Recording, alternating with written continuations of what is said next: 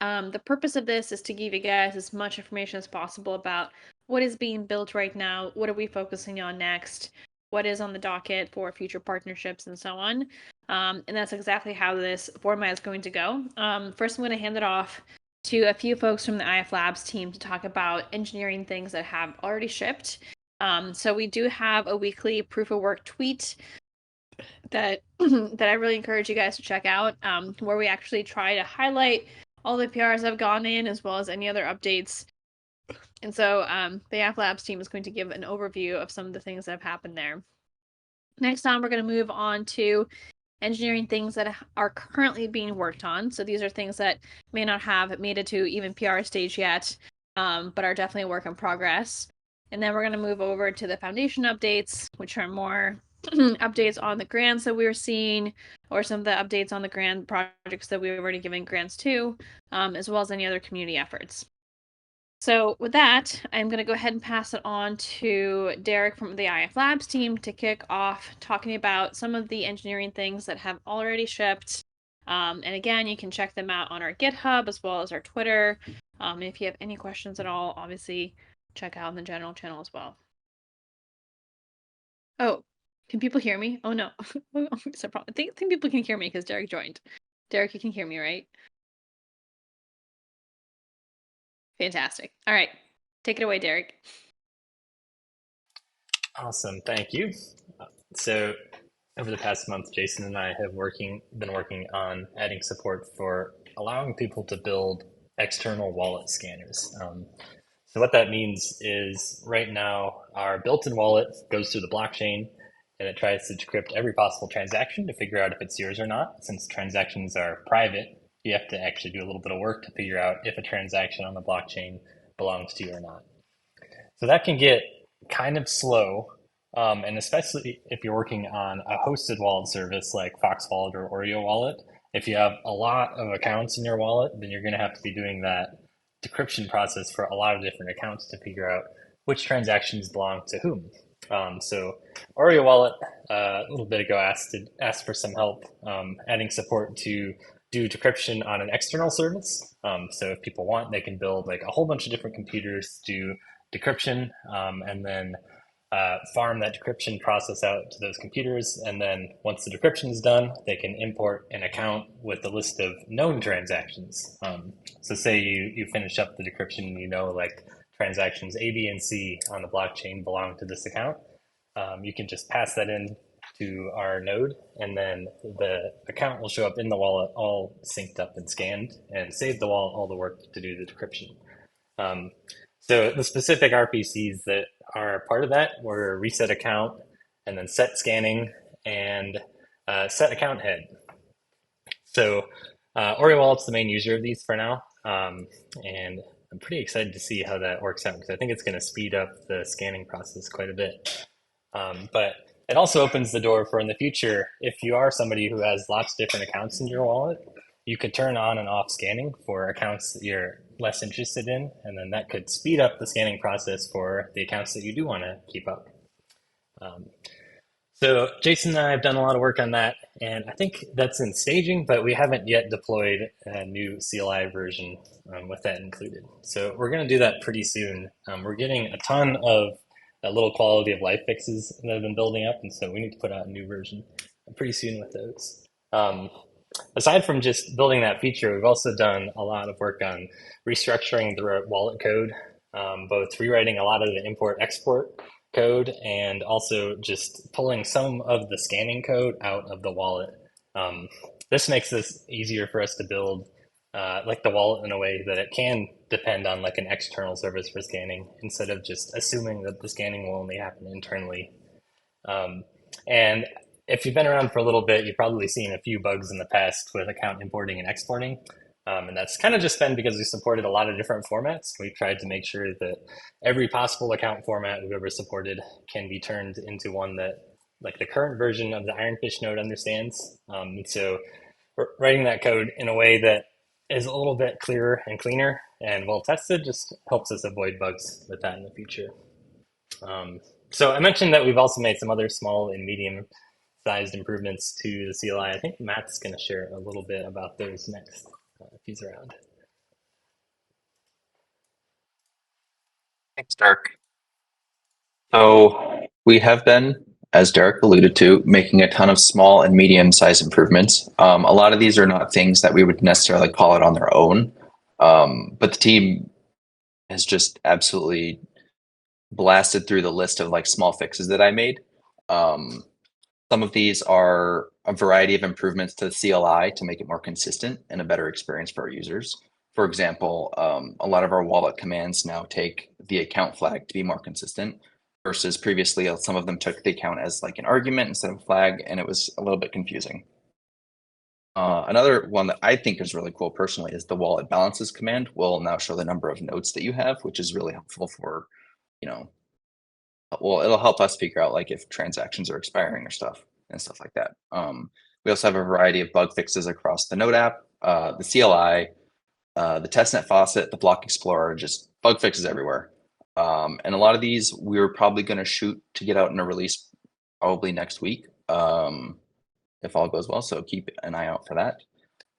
And on that note, I will pass it over to Elena, who's going to talk about something that's upcoming that is pretty exciting.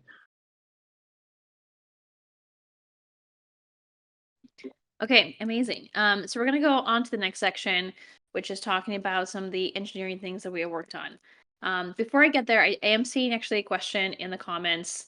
I am replying to you, hi, Leak. So let me just go over the section and then I'll finish my response. But yeah, so in terms of engineering things we're focusing on next, just a reminder, we have 2 bridge partners that we have already announced that are actively being worked on. One of them is Chainport. They're going to come a little bit sooner than our second partner, and our second partner is Axelar. One of the things that we've been thinking about a lot is, once we do have assets from all these chains, and between Chainport and Axelar, we'll have access to over 65 chains, or we'll have access to assets on over 65 chains. Our biggest question is like, well, what is next? And I think the holy grail for pretty much any privacy project is how do you have programmability alongside privacy? And there's been a lot of different takes on what that means. And we've been thinking about this problem for quite some time as well. So for Axelar in particular, they are technically a message passing bridge that kind of relies on smart contracts. And so even though their current effort that we're a part of called Amplifier does support non-EVM chains, we've been thinking a lot about how to make that integration more seamless for the end user, and also how to give users more flexibility on Ironfish later on. So with all this in mind, we have decided to embark on a really huge engineering effort project of putting an entire EVM on Ironfish. So there's going to be a lot of questions of like what that means. So for us, it's pretty simple. Every smart contract that is on Ironfish is transparent. Every user account on Ironfish is fully private. A user can always transfer an asset from the transparent layer over to the private layer on the consensus layer for cheap, free, well, not free, but for very, very cheap in terms of transaction fees, and pretty much any time. So any asset can be moved from the EVM layer over to the UTXO privacy layer in this new paradigm. This is a project that we are just starting, so there's a lot to scope out. There's a lot of unanswered questions. We're very excited by this direction because not only are we going to have assets from over 65 chains, but we're also going to have the ability to have a DEX and any other DeFi projects on top of Ironfish to actually interact with those assets, such that the user can always exit into the privacy layer or in and out of the privacy layer extremely easily. So again, very, very exciting. This will give us a lot more access in terms of wallet support, as well as talking to other projects. And it'll even make the Axelar integration a lot easier, because working with a non-EVM chain for some of these like more custom protocols has been much more difficult. So again, pretty excited for this direction. It'll be a huge, huge project. The team has just started to investigate this and do the preliminary research, and the full spike hasn't really been completed yet. So we don't have an update in terms of how long it'll take. But we definitely want to hear opinions and suggestions from the community about how they want to see this layer being built out. We believe that smart contracts should be on the transparent layer because it's much more difficult for a developer to reason about how to do certain things in a privacy layer versus not. But then we also strongly believe that all user accounts should be completely private. And so right now we're going through kind of a pretty comprehensive user journey in terms of what that'll look like. So if you have any suggestions or any ideas, please let us know in the general channel or here or pretty much anywhere else. So a bulk of the team is working on this already. As some of the other projects are going to be closing out, many other engineers are going to move on to this effort. So it is going to be kind of like the bigger project that we're going to be seeing come on the docket. So a lot of our future updates are probably going to be around that. Cool. So with that, I'm going to pause here. That was definitely probably one of our bigger updates in terms of timeline. Again, if people have questions, let me know. Jason, if you want to chime in terms of any other things you want to add on to the EVM effort, please do so. Otherwise, I'm going to go ahead and move over to our next update, which is from Dan. Dan, do you want to hop on stage here?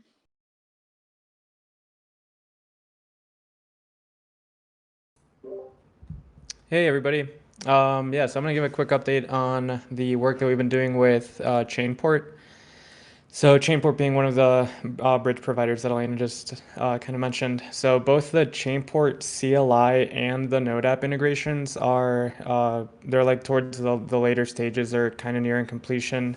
We recently had a bug bash to test out the Node app integration, and we were able to successfully bridge tokens on testnet from the Ironfish network to other EVM networks, which is awesome.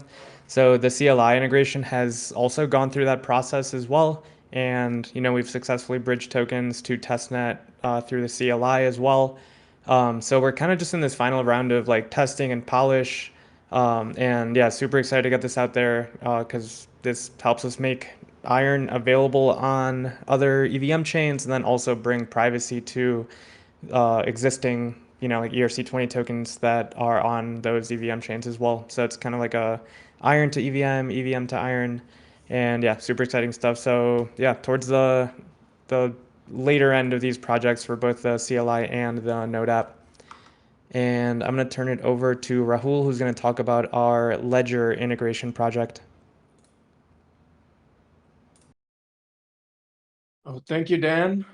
So as Dan said, we are working on integrating Ledger into the Ironfish CLI and the Node app. So for this, we are partnering with Zondax, who are industry leaders in the space, and they've done the same integration with Polkadot, Cosmos, and Zcash. For the Node app, our update is like we have completed the design phase and are about to start on the development phase. And then for the CLI, we have a working prototype that imports a Ledger account as a view-only account. And next, we are waiting on Zondax to finish their implementation for signing Ironfish transactions on the Ledger device. And we will integrate that into our CLI and Node app. So adding Ledger adds like another level of security to our user experience. The goal is to be able to, import a Ledger account as a view-only account and then sign those transactions on your device. So this is going to be especially useful for the bridge providers that Dan talked about that are upcoming.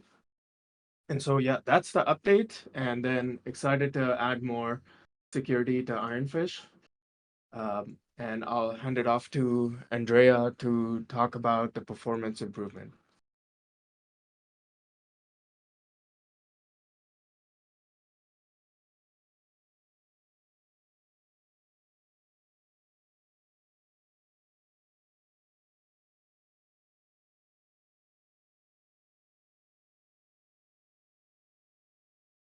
Okay, thank you.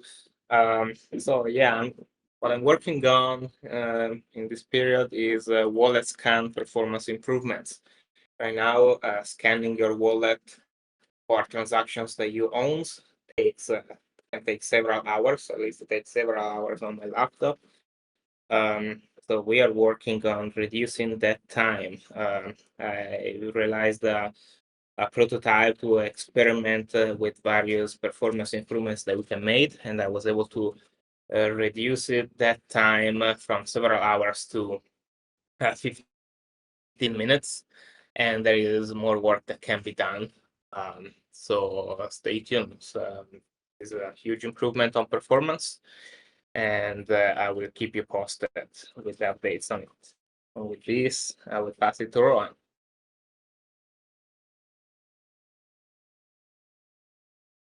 Thanks, Andrea.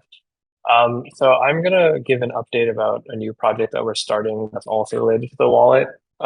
So Rahul was talking a little bit about the importance of security. We're gonna have an initiative to introduce wallet encryption into the Ironfish wallet. So we scoped out this project some time ago, but essentially this is the ability to encrypt your private key and store it on disk. So if somebody gets access to your machine or your Ironfish wallet, they won't have immediate access to your private key. So what we're going to do is take any sensitive information that the wallet has, and then the user will add a password or a passphrase, and then it'll encrypt all the data. So if you've used like Ledger or MetaMask or Ravi, generally you need to enter your password before the wallet unlocks, and you can start using it to sign transactions or export your key. So we're just starting to scope this out and are in the research phase. So stay tuned for further updates on the encryption project. Next, I will pass it on to Derek.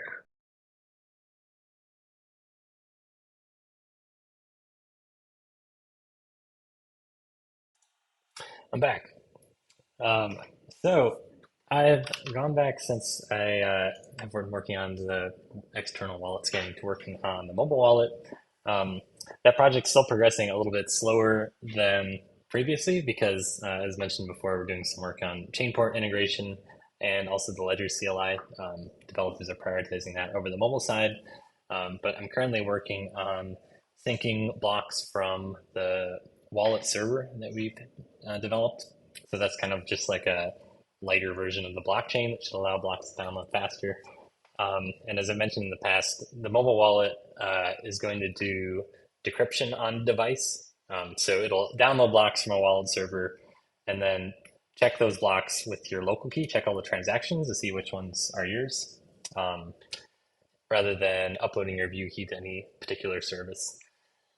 So doing that on a mobile device is pretty challenging. So I think the front end will probably be pretty similar to the Node app. And we've kind of established some great patterns for that when building the Node app. And we're continuing to work on the design there. But building the actual process of downloading and decrypting the blocks and transactions and making it perform well on a mobile device and ideally work in like the background too, is pretty tricky.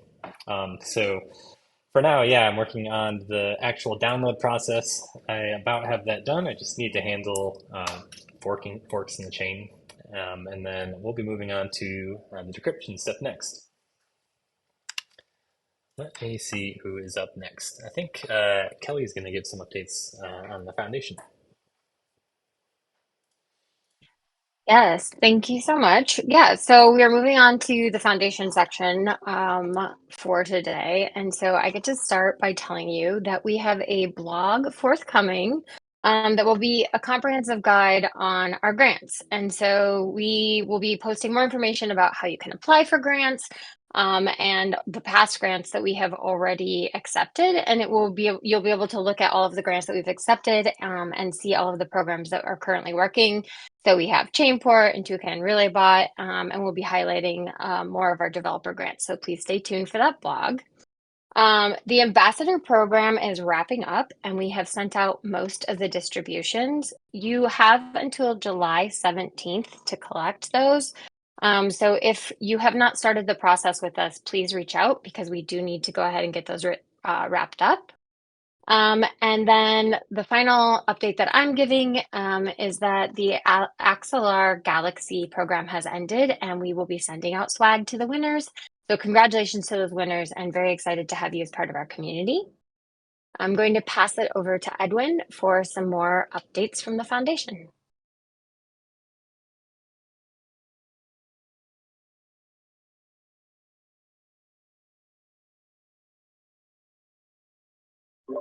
Uh-oh, Edwin, I don't think we can hear you.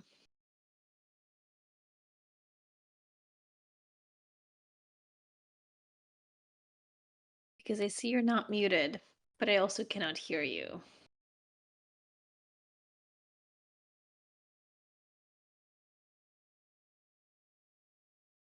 Edwin, are you trying to talk? You can use the chat to let us know if you're trying to talk.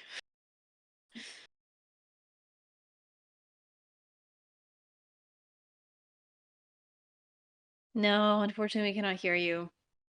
Okay, well, I can kind of cover your next sections, if that's okay. And then you can always chime in the chat. Okay, cool. Well, unfortunately, Edwin's having technical difficulties, so I'll cover his. Oh, you want to try again? Hello? Oh, we can hear you now. Oh, there we Fantastic. go. All right, carry I on. just had to rejoin. Okay, so we have Crypto Olympics starting soon. So basically, we're gonna have so Monday through Thursday, we're going to have like community game nights where anyone in the community can play.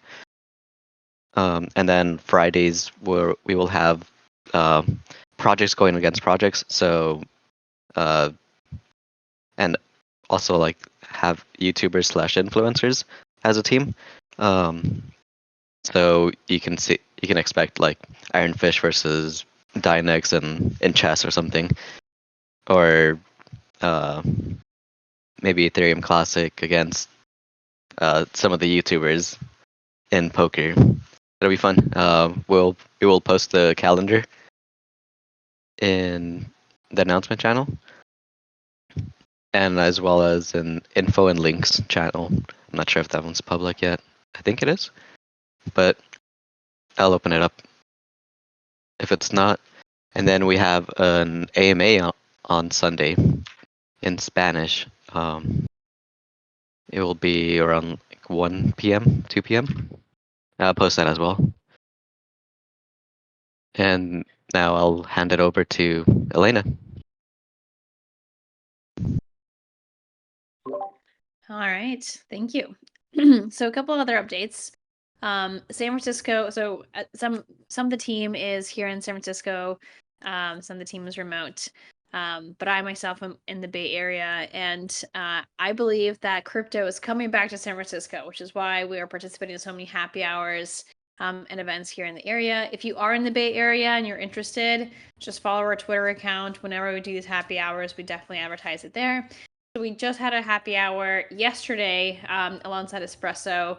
Espresso Systems actually used to be a privacy project that pivoted into focusing on shared sequencers, but we're still really close friends with them, and so we did a happy hour with them yesterday.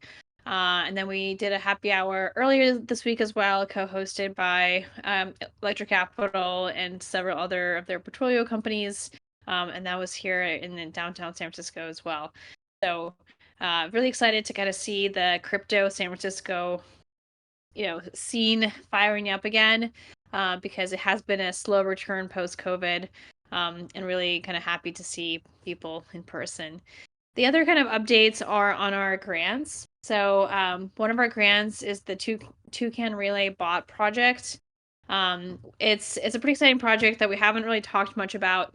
This person actually came from a hackathon. So he was one of the participants in the Circuit Breaker hackathon that we sponsored for the ETH Global event.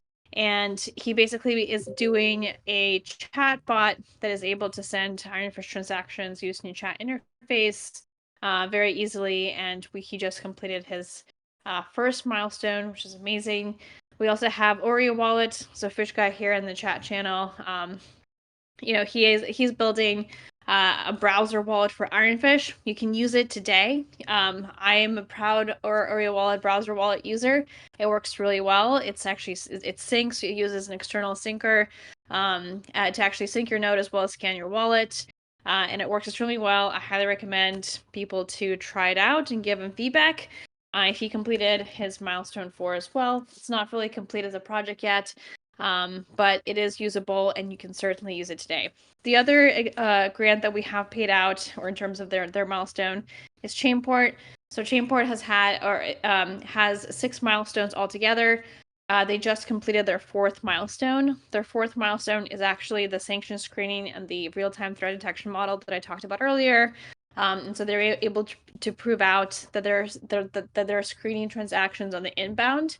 So again, if there's a bad actor trying to use Ironfish for any illicit activity, then that transaction will be frozen on the bridge level thanks to Chainport. And that was what the milestone 4 was all about, which again, they've completed and successfully demonstrated that they have done so.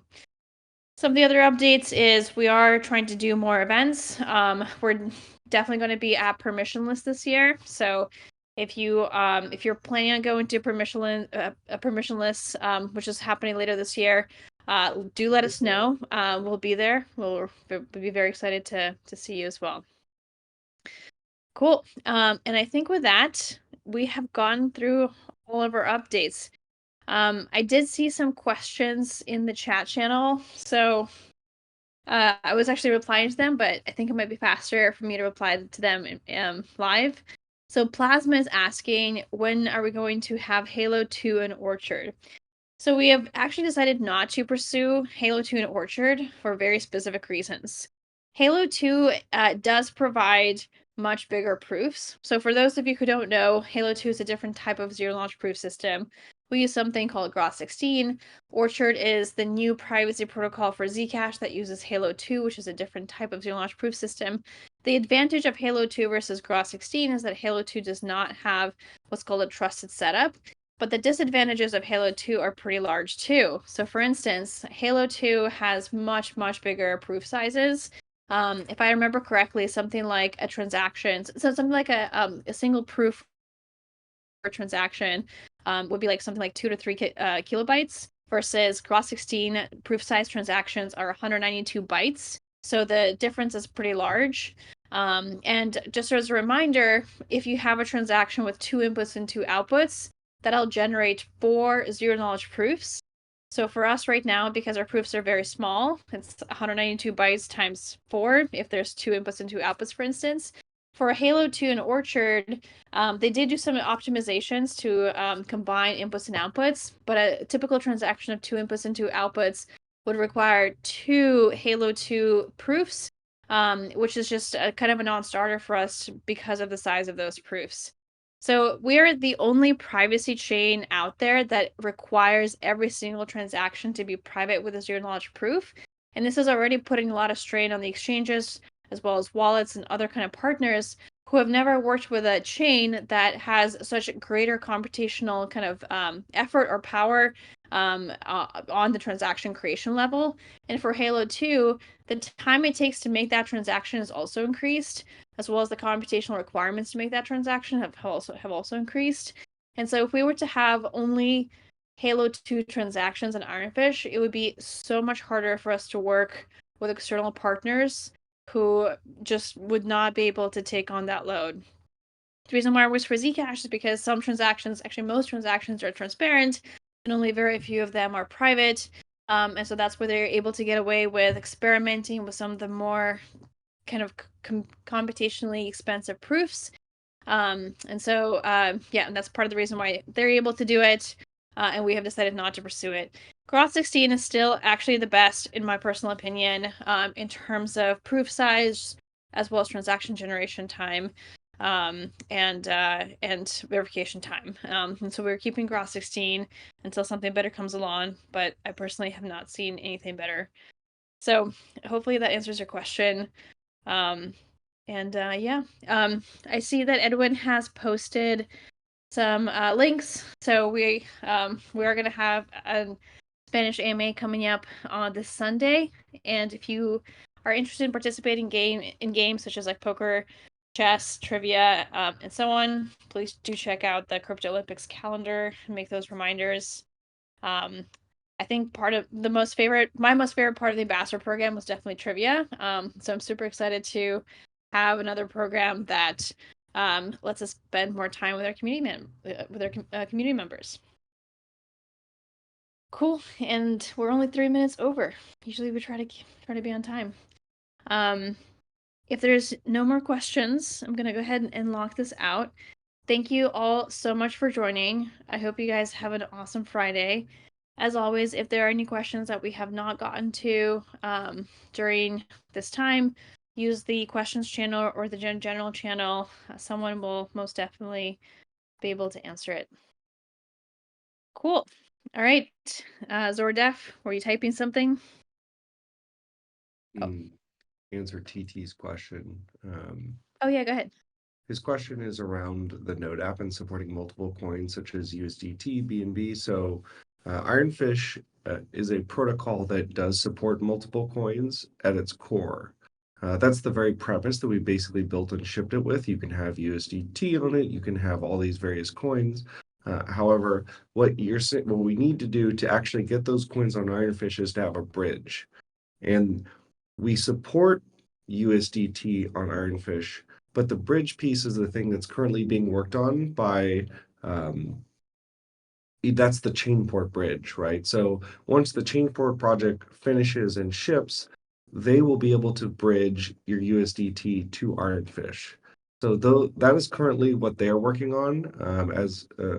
And just to provide some insight here, I'm Jason again.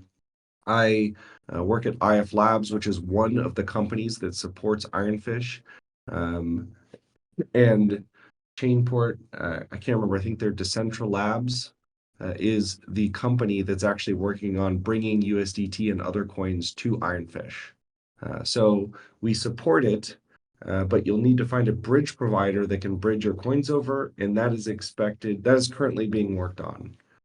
So I hope that answers the question.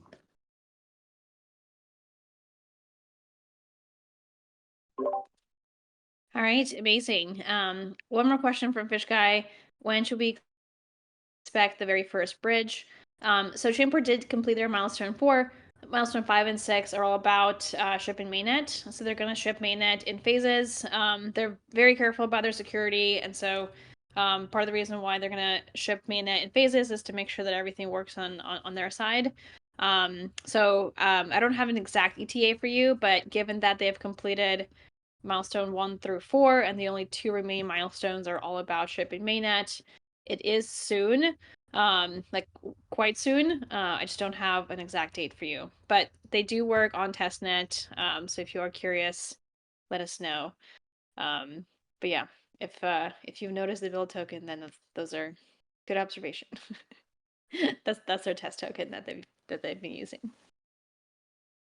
Cool. Amazing. Well, oh, another question is, who maintains the liquidity on the bridge? So it is a lock and mint bridge. It's not a liquidity bridge, specifically Chainport. So we don't have to quite maintain the liquidity because a user would literally transfer their token from, let's say, Ethereum over to Ironfish. And so the user themselves would need to require liquidity. So for instance, if you already have USDC or USDT on Ethereum, and now you want to have private USDC, USDT on Ironfish, you would use a bridge that's a lock and mint bridge, meaning that your EVM tokens would be locked, and you would have a wrapped USDC, USDT representation minted on Ironfish so that you can use it in a private layer. So hopefully that answered your question. Fantastic. All right. Well, thank you all so much. Again, happy Friday. Thank you all so much for joining. This will be recorded and we will post it on our YouTube channel. Again, if you have questions, please feel free to ask. And thank you so much. Happy Friday, everyone.